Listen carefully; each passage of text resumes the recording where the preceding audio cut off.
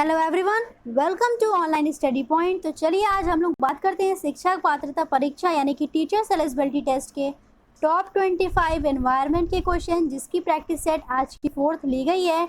और ये video specially for the CTET के लिए होने वाला है। ठीक है, अब से लास्ट में आप लोगों को एक क्वेश्चन भी दे देंगे जिसके आंसर आपको करके खुद बताने होंगे। ठीक है, तो चलिए स्टार्ट करते हैं। जिसने अभी तक चैनल को सब्सक्राइब नहीं किया जल्दी जल्दी से चैनल को सब्सक्राइब कर दीजिए और बेल आइकन ज़रूर दबा दीजिए जिससे कि जितनी भी इंपॉर्टेंट नोटिफिकेशन है आप सभी तक पहुंच जाएं। और टेलीग्राम चैनल को ज्वाइन कर लीजिए वीडियो की पीडीएफ के लिए। ओके, वीडियो पसंद आता है तो वीडियो को लाइक करिए और ज़्यादा से ज़्यादा आपको शेयर कर देना है। तो चलिए स्टार्ट करते हैं। क्वेश्चन फर्स्ट आपकी स्क्रीन पे है। क्वेश्चन फर्स्ट को पढ़िए। निम्नलिखित में से कौन अंतर्राष्ट्रीय ख्याति प्राप्त वेट लिफ्टर है? ये भी प्रैक्टिस सेट जो ली गई है वो जस्ट सीटेट अभी जो 2019 में हुआ था उसी का पेपर सेट ले लिया गया है। आप लोग इसकी प्रैक्टिस सेट करके जाइए, बहुत ही ज़्यादा हेल्पफुल होगा। ठीक है ना, तो चलिए क्वेश्चन फर्स्ट का आंसर दीजिए। निम्नलिखित में से कौन अंतर्राष्ट्रीय ख्याति प्राप्त वेट लिफ्टर है? क्या होना चाहिए इसका आंसर? जल्दी से बताइए। इसका आंसर हो जाएगा ऑप्शन 4 यानी कि कर्णम मल्लेश्वरी। ठीक है ना, कर्णम मल्लेश्वरी क्या है? अंतर्राष्ट्रीय ख्याति प्राप्त वेट लिफ्टर हैं। ठीक है, चलिए चलते हैं नेक्स्ट क्वेश्चन। क्वेश्चन सेकंड पे नीचे दिया गया कौन सा एक समूह जड़ों का है? आपको बताना है। नीचे जितने चार ऑप्शन दिए गए हैं इन चारों ऑप्शन में से चारे समूह को चुनिए और इसमें से बताना है कि कौन सा समूह जड़ों का है। सिर्फ जड़ों का समूह कौन सा है वो आपको बताना है। सारे ऑप्शन आपने पढ़ लिए हैं। क्या होना चाहिए ऑप्शन इसका सही? तो इसका ऑप्शन हो जाएगा ऑप्शन 4 करेक्ट। गाजर, चुकंदर और मूली ये क्या है? जड़ों का समूह है। ठीक है, चलिए चलते हैं नेक्स्ट क्वेश्चन। क्वेश्चन थर्ड पे जाने से पहले आप लोग जीके ब्रह्मास्त्र जिसने अभी तक नहीं डाउनलोड किया है, जीके ब्रह्मास्त्र की लिंक नीचे डिस्क्रिप्शन बॉक्स में आपको दी गई है, जा करके जल्दी से डाउनलोड कर लीजिए। चलिए नेक्स्ट क्वेश्चन देखिए क्या है। रेगिस्तानी ओक नाम का एक पेड़ जो पाया जाता है। बहुत ही इंपॉर्टेंट क्वेश्चन है। रेगिस्तानी ओक से काफ़ी क्वेश्चन पूछे गए हैं सीटेट में, जरूर याद रखिएगा आप लोग। रेगिस्तानी ओक नाम का एक पेड़ है जो पाया जाता है। कहाँ पे पाया जाता है? आपको चार ऑप्शन है बताने हैं। अबू धाबी में, ऑस्ट्रेलिया में, राजस्थान के रेगिस्तानों में, संयुक्त अरब अमीरत के रेगिस्तानों में। कहाँ पे पाया जाता है जल्दी से बताइए। इसका ऑप्शन हो जाएगा ऑप्शन सेकंड करेक्ट यानी कि ऑस्ट्रेलिया में पाया जाता है। ठीक है, चलिए फोर्थ क्वेश्चन की तरफ बढ़ते हैं। फोर्थ क्वेश्चन आपकी स्क्रीन पे ये है। नेपेथनीस एक पौधा है जो शिकार करता है के विषय में नीचे दिए गए कथनों पर विचार कीजिए। ठीक है, प्रैक्टिस सेट जो हमने पहली ली थी इन्वायरमेंट की उसमें नेपेथनीस के बारे में हमने आपको बताया था। हमने क्या बताया था? भारत में या मेघालय में पाया जाता है। ठीक है ना, भारत में कहाँ पे पाया जाता है? मेघालय में पाया जाता है। यह पौधा वर्ल्ड में देखिए तो वर्ल्ड में ऑस्ट्रेलिया, इंडोनेशिया में पाया जाता है और भारत के मेघालय में पाया जाता है। बहुत ही इंपॉर्टेंट चीज़ है, याद रखिएगा, भारत के मेघालय में पाया जाता है।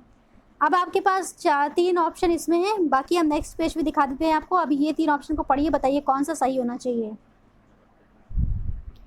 तो इसका जो ऑप्शन फर्स्ट है वो एकदम करेक्ट होना चाहिए, ए।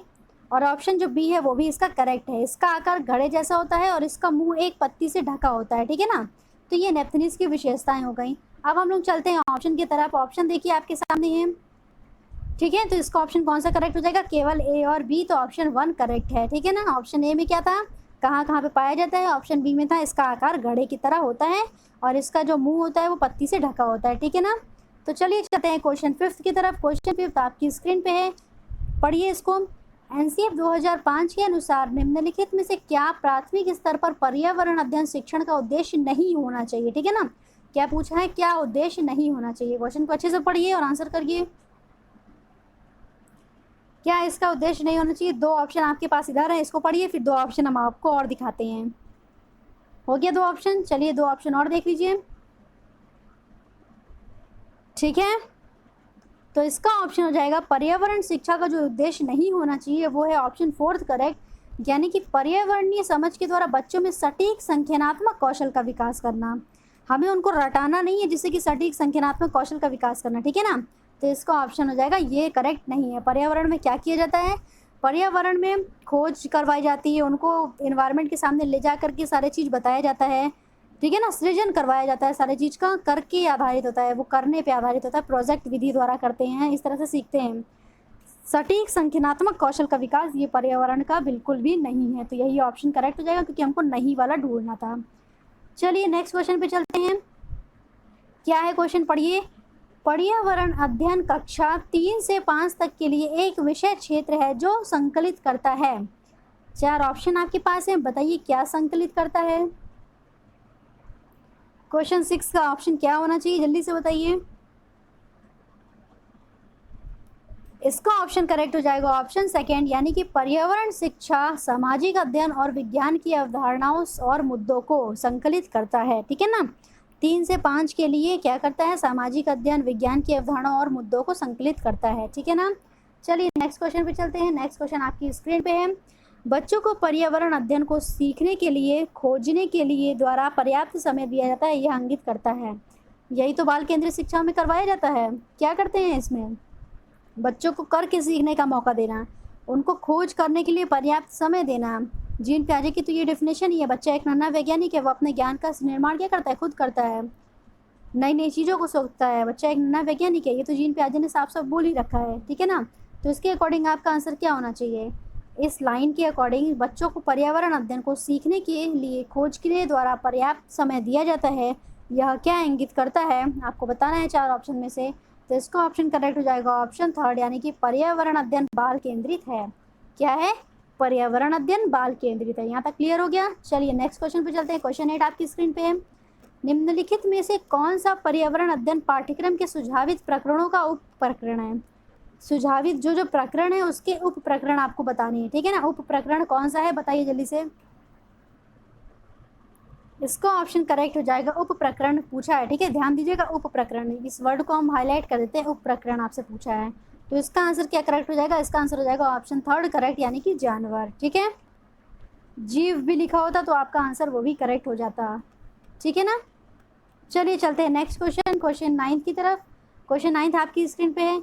निम्नलिखित में से क्या पर्यावरण अध्ययन के शिक्षक के लिए वांछनीय गतिविधि है। जल्दी से बताइए क्या वांछनीय गतिविधि होनी चाहिए पर्यावरण अध्ययन के शिक्षक के लिए।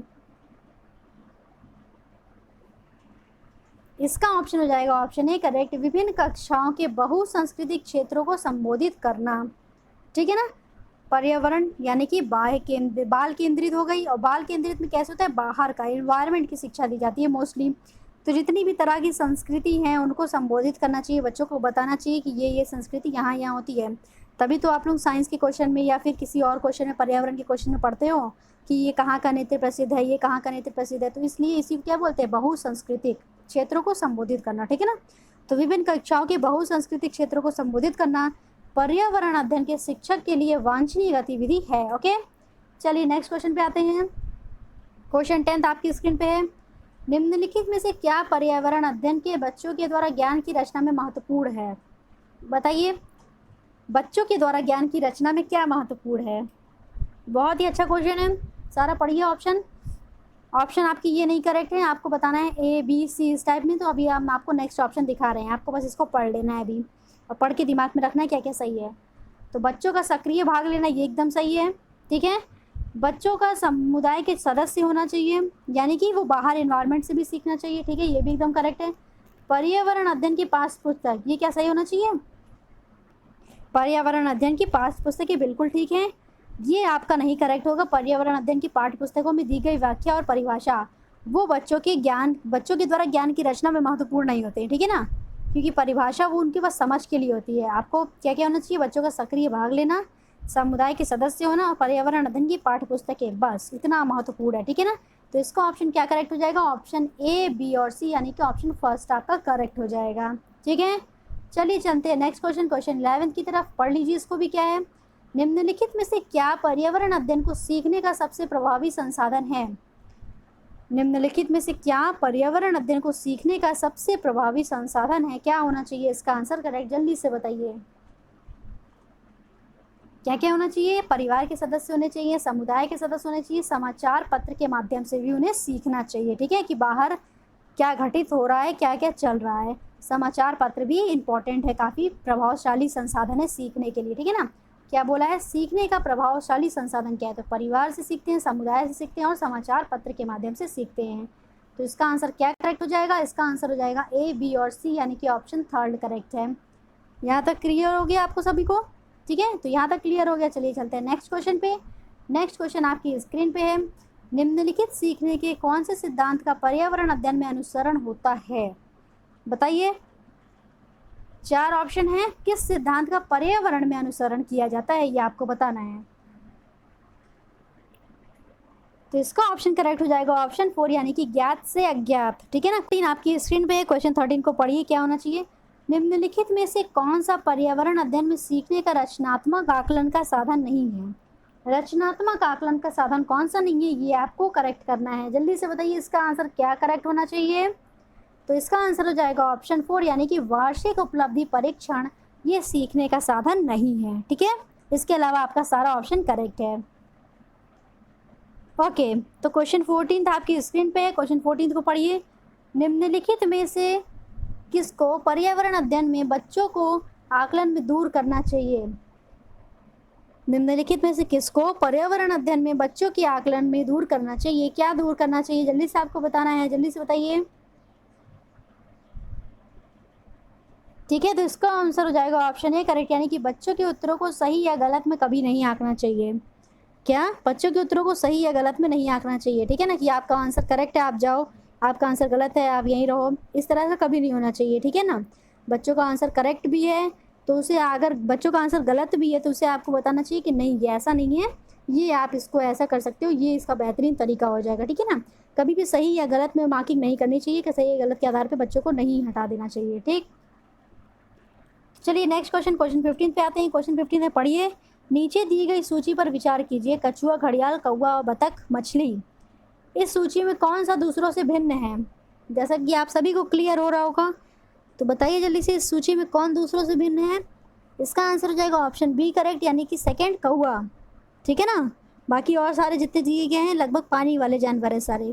ठीक है, पानी में रहते हैं, और कौवा कहाँ रहता है, पानी में तो रहता नहीं है, आकाश में उड़ता है। ठीक है ना, चलिए 15 हो गया, 16 की तरफ आते हैं। 16 आपको पढ़ना है, बहुत ही अच्छा क्वेश्चन है, पढ़िए। कॉलम दिए गए हैं, पहले कॉलम में है शहर और राज्य, दूसरे कॉलम में है अत्यधिक पसंद का भोजन। ठीक है ना, शहर और राज्य और दूसरे में है अत्यधिक पसंद का भोजन। आपको बताना है क्या इसका आंसर करेक्ट होगा, जल्दी से बताइए। 4 ऑप्शन आपके सामने हैं और इधर भी दिए गए हैं, क्या सही होना चाहिए सबको मिलाइए। ओके, तो चलिए बताते हैं। हांगकांग, सबसे पहला ऑप्शन हांगकांग है। ठीक है ना, तो हांगकांग में क्या खाना पसंद करते हैं, हांगकांग में पसंद करते हैं पकाया हुआ साफ खाना। तो ए का क्या हो जाएगा, ए का हो जाएगा 5th। ठीक है, उसके बाद आते हैं बी पे। बी वाले क्या पसंद करते हैं, केरल वाले, तो किसी भी करी के साथ उबला टैपियोका। ठीक, किसी भी करी के साथ उबला टैपियोका, ये केरल के लोग पसंद करते हैं। कश्मीर के लोग क्या पसंद करते हैं, तो कश्मीर के लोग पसंद करते हैं सरसों के तेल में बनी मछली। सरसों के तेल में बनी मछली कौन पसंद करता है, कश्मीर के लोग।